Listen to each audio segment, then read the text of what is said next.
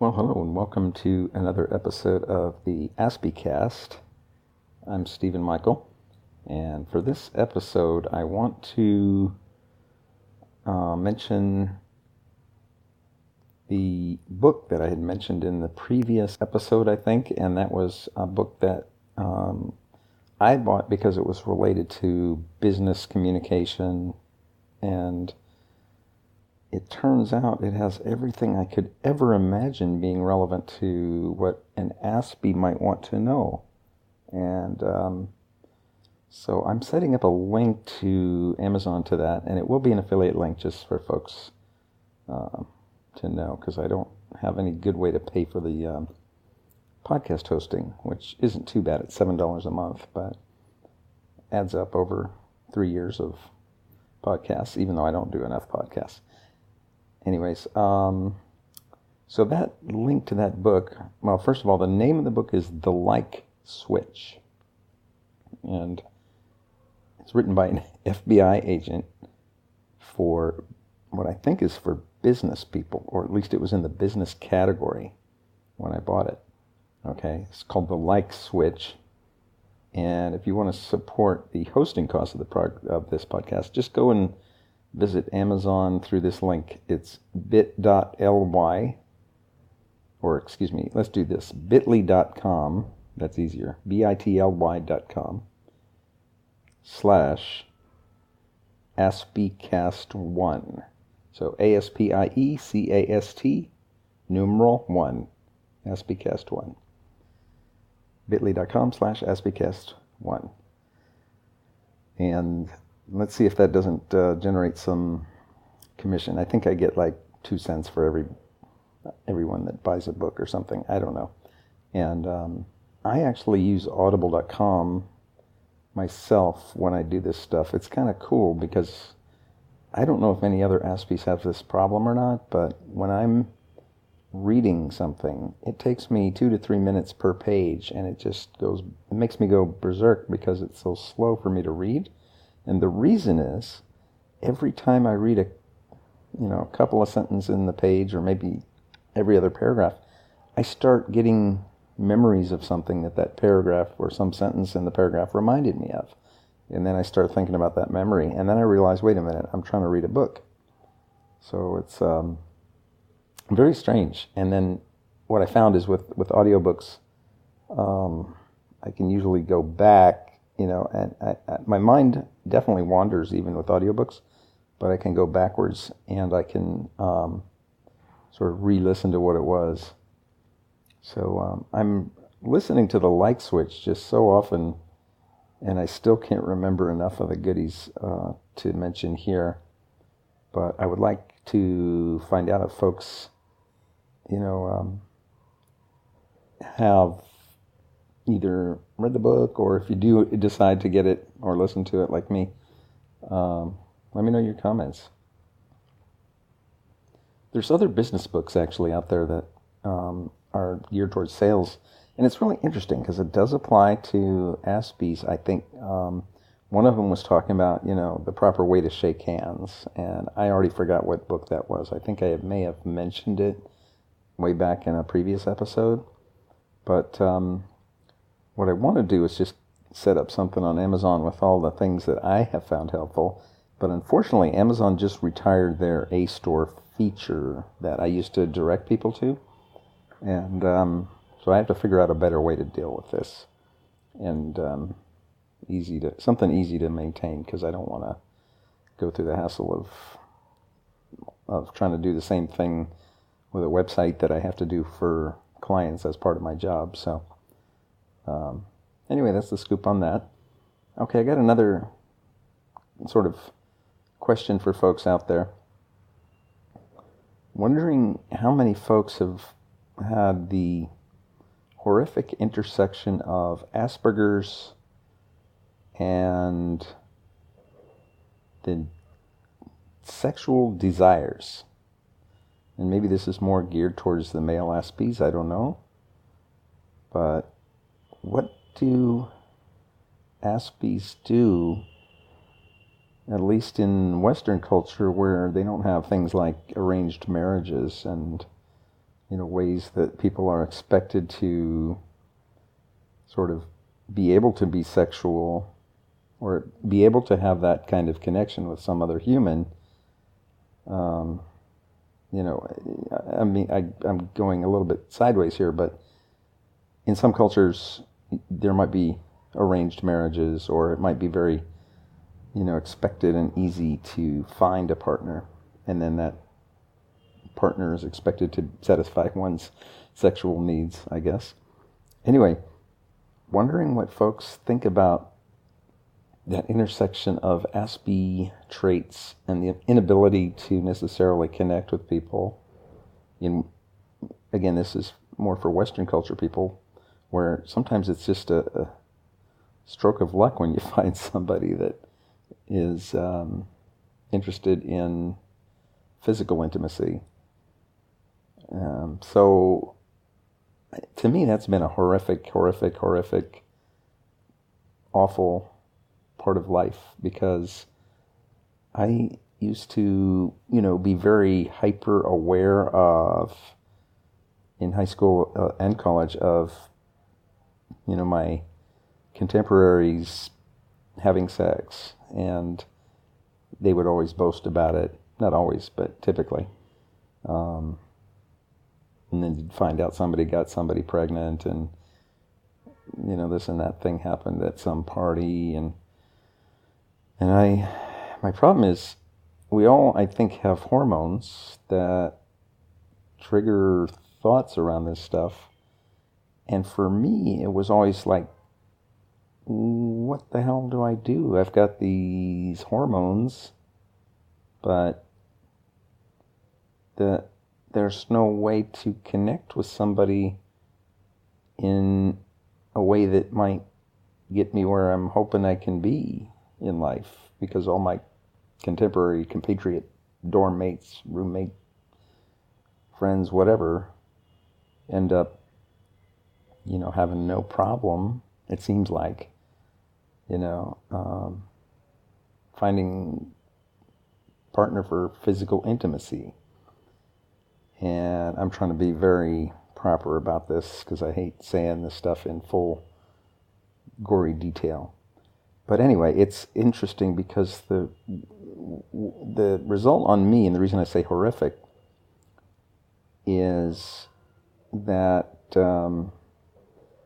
when I find out some friend is having a sexual relationship, and typically, with a woman, I get really jealous, and then I get really sad, and then I feel like I have no connection possibility to that person, because I'm always going to be jealous and sad when I'm around them, because I'm always going to be thinking about how I wish I was them. I don't know, it's a really horrific feeling that's been dogging me for ages, since I was 15, 16. And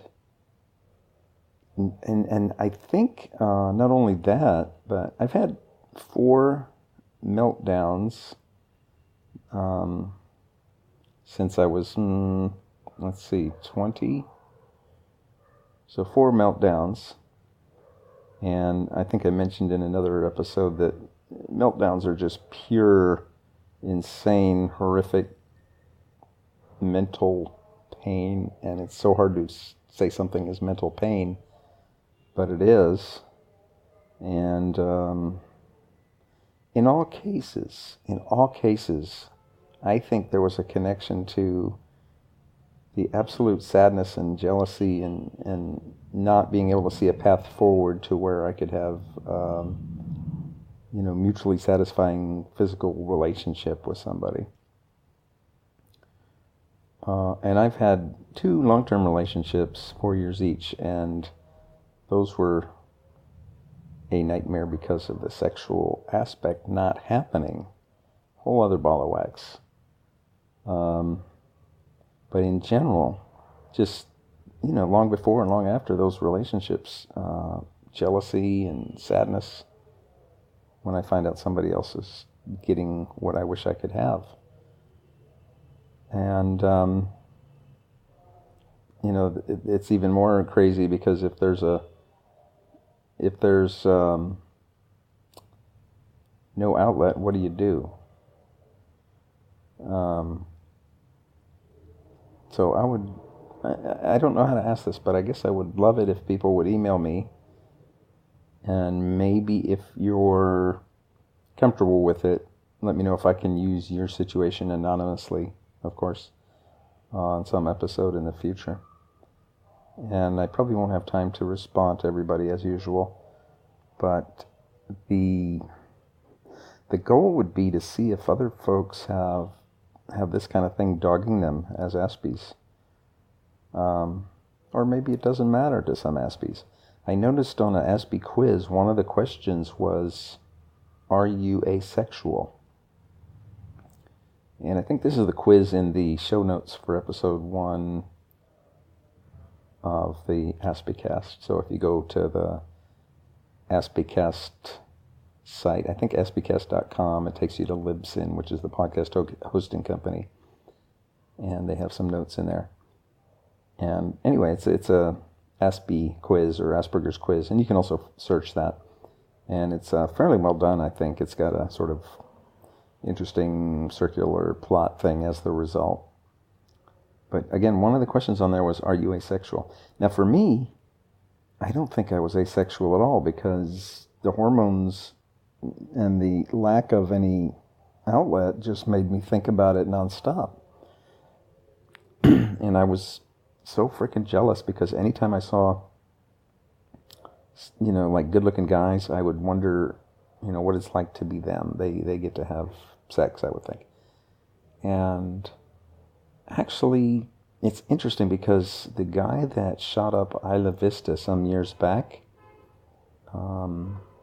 he made these videos that a lot of them were centered on exactly this, I think. His pain in not having any knowledge of how to end up having a physical relationship. And that hormonal stuff can really screw up your mind, I think. And I apologize for the background noise. Once again, I'm in a noisy place, and it was one of these episodes where I wanted to do it, and I don't have any other good place to do it without getting this background noise, which is making me really freaked out, because I know it can be heard on here.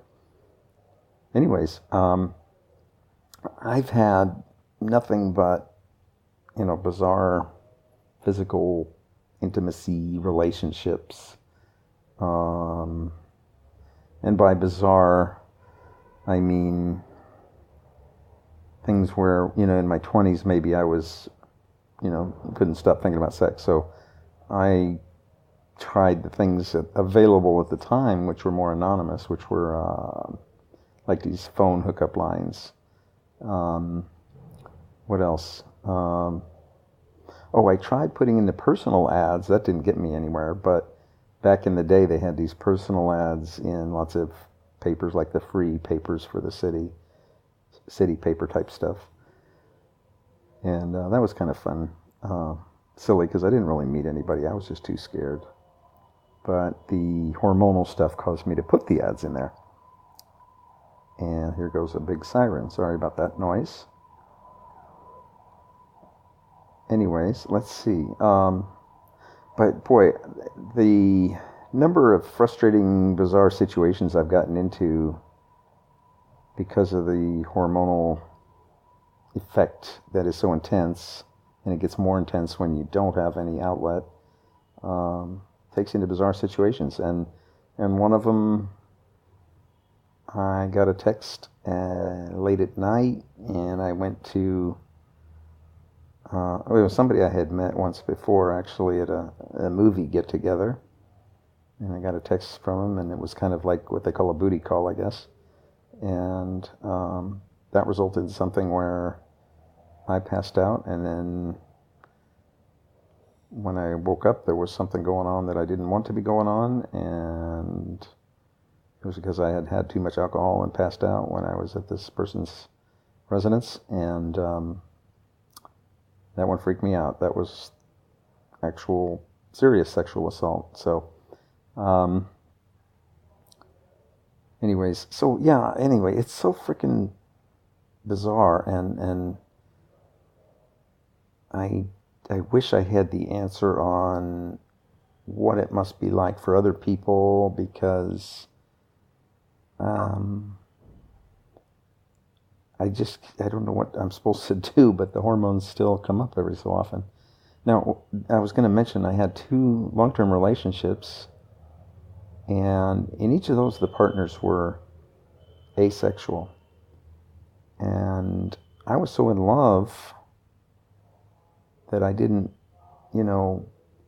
deal with the asexual issue other than get really frustrated every couple of weeks, and eventually was told, by the partner, hey, if you want some, you got to go outside the relationship and get it. And so I did, and that was horrible because you meet scary anonymous people that way. But and it's not like that's something you just do. It just ends up happening if you're putting yourself in situations where it might happen, and if you do it, 3 times a day, maybe something happens after 3 months. It's kind of crazy.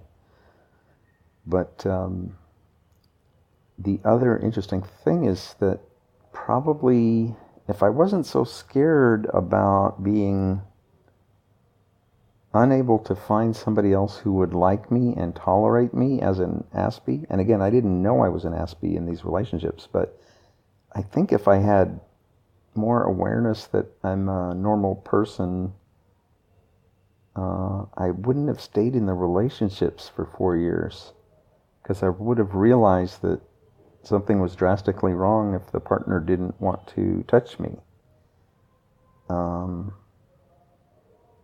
So it was like a combination of being in love, which I was, but also being scared and thinking, where else could I go? It took 10 years just to have this kind of situation happen, and this situation meaning relationship.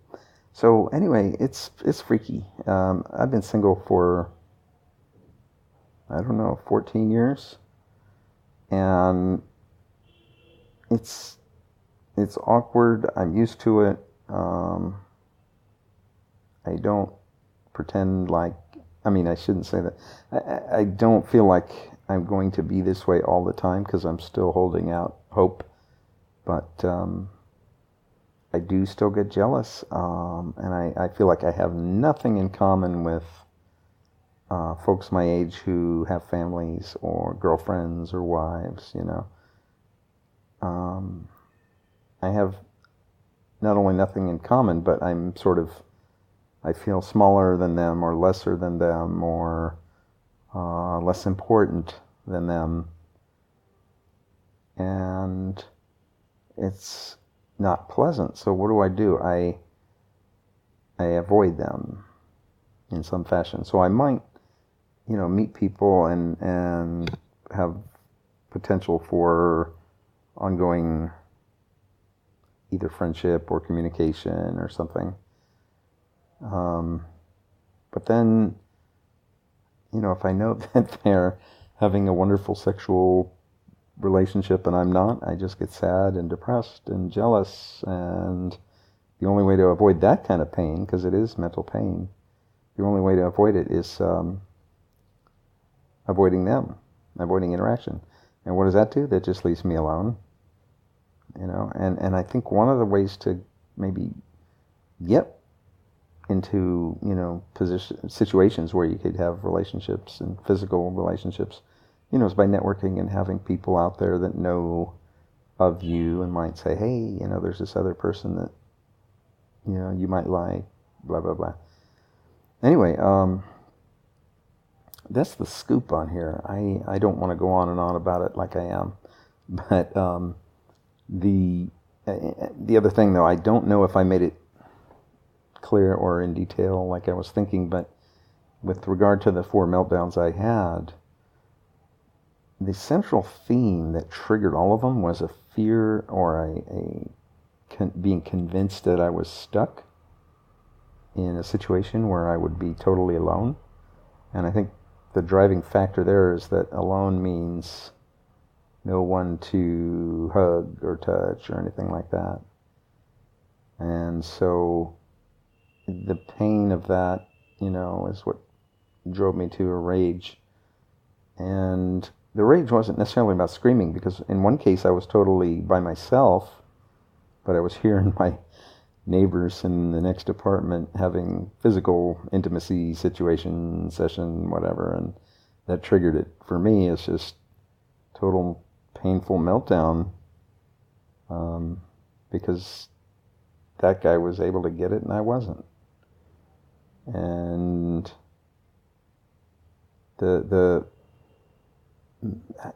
it's just, and so, I mean, that one was definitely triggered with thoughts about being unable to have sexual connections. And the other ones were triggered similarly, just reminders that I was stuck. I was stuck by some situation where I didn't have anything to look forward to. There was nothing, no path in front of me that I could see that would lead me to being able to have physical intimacy with somebody on a regular basis. And I'm not talking about hookups or anything like that. So, it's just bizarre, because one of them had nothing to do with being in any kind of situation that reminded me of sex, but it reminded me of the fact that, I was alone and stuck, and I had probably put myself in that situation, or the circumstances came about such that the situation I was in had no path forward that I could sense or that I could self-generate to where I could have a fulfilled life, whatever. So I guess the point of this episode is that the physical intimacy and Aspergers, those two concepts are directly in opposition to each other, and that really hurts. I may have said on another episode too, and I don't know if I did, but I was on somewhat of a date with somebody, one of the more bizarre people, and we were eating dinner, and he said that he had 2 girlfriends, I think, plus he was looking for dating guys. So, and he was a really crazy guy. And by crazy, I mean really crazy. I can talk about stuff later. But he said, one of the things he said was, sex depends on your mouth. And he was not from America. So he was immigrant, actually, from Vietnam. And it was so obvious and clear what he was saying, and he sort of expanded on it. But, it's just like, if you want to have somebody to have sex with, you have to be able to talk and communicate and connect with people. And he was the kind of guy that you would never expect to be able to connect with people, just maybe because of how he looked. Super little, short guy, thin,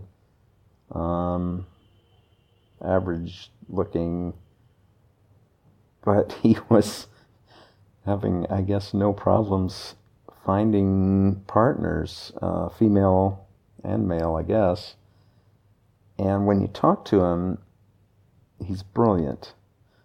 You can tell he's like extremely smart, extremely clever. And I think we went on a date that actually, I'm hoping I'm not repeating myself, because I may have said this in a previous episode, but this is an example of how crazy the people out there are. I went on a date with him, and at the beginning, I think he was driving me to some restaurant, And it may have been the same restaurant where he was telling me that sex depends on your mouth. Anyway, at the beginning he said, would you like to go out another time? And I didn't know what to do because I barely knew this guy. So I thought the only thing I could say to avoid being awkward was yes. I mean, what do you say? I guess if I was, if I had more knowledge, I would have said something like, well, hey, I don't know yet, and joke about it. But anyways, I think afterwards he said something like, do you love me? And I thought, that's ridiculous. Barely know him. And I didn't know if he was, being serious or funny, but I took it as serious, took it as very literal. And I don't know what I said in response to that, but I thought, boy, this guy's freaky. So, sometime after that, after asking me if I loved him or something, he says, okay, well, when should we meet again? And I had decided that, I didn't want to see this character again because he said, do I love him? And so I said, well, yeah, I don't know. I'm not sure. Let me think about it or something. And I tried to sort of wiggle out of that. He said, okay. So then I think he calls me up a day or two later. He's very angry. He says, look, you lied to me because at the beginning of that date, you said you wanted to go out with me again. But then at the end, you said you didn't. And he said, if you ever lie to me again, I'm going to cut off your hot dog and leave it on a park bench. And I really realized this guy was a nutcase. And I think it got a little more crazy because I may have talked to him a few more times after that. And he was asking if he had told me about the time he killed somebody in the church van. So he apparently was part of a church in a role that he would drive people places in a van and may have run over a pedestrian and killed them. So he wanted me to know this. Okay, so I'm a 32-year-old Aspie, not really knowing what the heck do you do in this case. You're talking to a person, and conversations have full value, at least they did to me, equal value depending on, independent of who I'm talking to.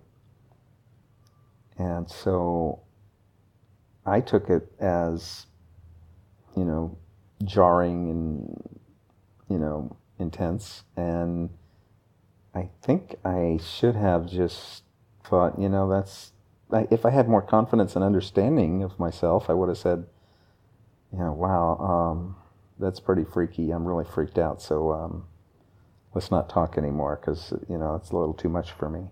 I think that's what I would say now. But, that was 20 years ago, and I had no ability to maybe have the confidence to do that or the knowledge that some people actually were nut jobs and that I have to, that it's okay to not be super courteous at all times to people, because again, I was constantly worried about what people would think about me and maybe more about like what's the right and wrong thing to say in any given phone call. And I did hate the phone because I always felt like I had to come up with an answer that was correct or a next statement that was correct in all cases. So, this has just been a bit of random goofy stuff. And again, feel free to email me if you have experiences that you think would be worth sharing of how you have experienced the intersection of, sexual desire and the limitations of connecting with people that are brought on with Aspergers syndrome and its challenges. I've got 10 times more information that I could share, but it is so controversial that I can't even share. And controversial, by that I mean just, people seek out sex in very bizarre ways. So think about Craigslist personal ads, and then, where do things go from there? And it's not like I've had super huge tons of hookups or anything like that, but I've definitely spent a lot of time thinking about stuff and where to go and, what could be the right channel and place to go. And I'm actually not ashamed. I'm ashamed of interactions with people, but I'm not ashamed of having tried to find some way to, be on the receiving end of what I assume life is about. That's like saying life is only about physical intimacy, but receiving end is also a weird way to say it, but, somehow being able to avail of all that life can offer by having some ability and some method of connecting to people in a way that can go beyond just talking.